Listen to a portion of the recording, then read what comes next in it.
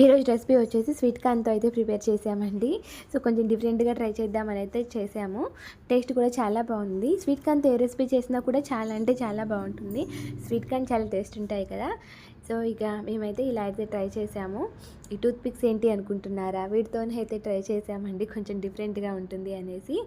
First వచ్చేసి sweet corn అయితే ఒక 2 రోస్ అయితే గింజలు మొత్తం అయితే వలిచేసామండి. వలిచేసిన తర్వాత ఈ టూత్ పిక్స్తో ఆ గింజలు మొత్తాన్ని ఒకేసారి ఇలా కుచ్చేసిన తర్వాత గింజలు మొత్తం ఒకేసారి వలిచేసేయాలి. సో చాలా నిదానంగా అయితే చేయాలండి. సో గింజలు పాడవుతాయి, అటు ఇటు అయినా కూడా గింజలు అయితే పాడవుతాయి. ఇక అందుకనేసి మా ఇద్దరికి కలిపి నాకు మా హస్బెండ్కి ఒక ½ అవర్ పైగానే టైం అయితే పట్టింది. సో నాకు మా హస్బెండ్ కూడా హెల్ప్ చేశారు.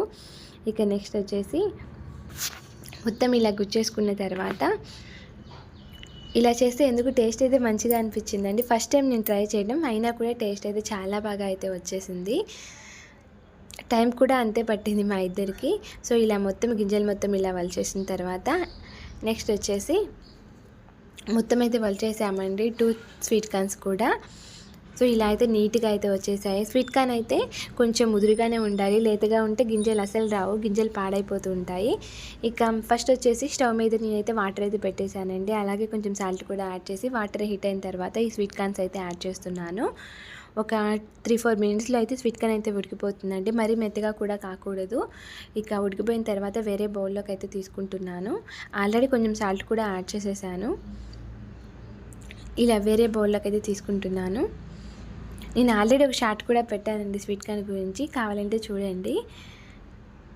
ఇక ఈ బౌల్లో స్వీట్ కార్న్ మొత్తం కొంచెం సేపు చల్లారాలండి. ఒక 2-3 మినిట్స్ అలా వదిలేసిన తర్వాత దాంట్లోకి వచ్చేసి కొంచెం కార్న్ఫ్లోరు అలాగే కొంచెం బియ్యపిండి శనగపిండి అయితే యాడ్ చేశాను. అవి రెండు అయితే కనిపించలేదు.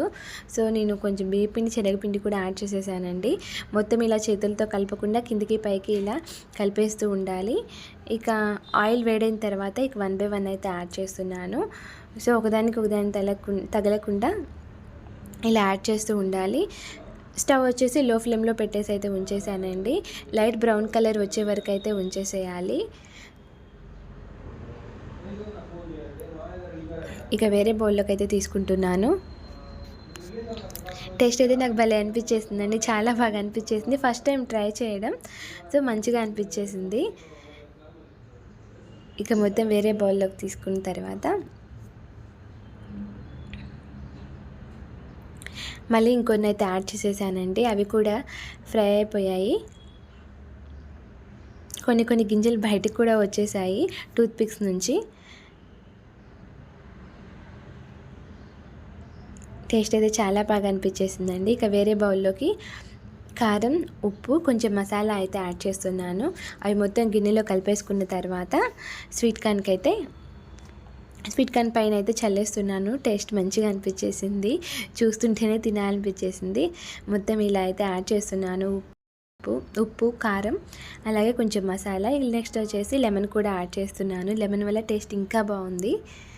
సో మొత్తం ఇలా కలిపేసుకున్న తర్వాత వేరే ప్లేట్లోకి అయితే తీసుకుంటున్నాను. కరివేపాకు అలాగే పచ్చిమిర్చి, ఆనియన్ అయితే యాడ్ చేస్తున్నాను. ఈ మూడింటితో తింటే టేస్ట్ ఇంకా అంటే ఇంకా బాగుంది. సో ఈరోజు వీడియో వచ్చేసి ఇది. మీకు నచ్చితే లైక్ చేయండి, బాగా నచ్చితే సబ్స్క్రైబ్ చేయండి. Thank you for watching. Bye bye.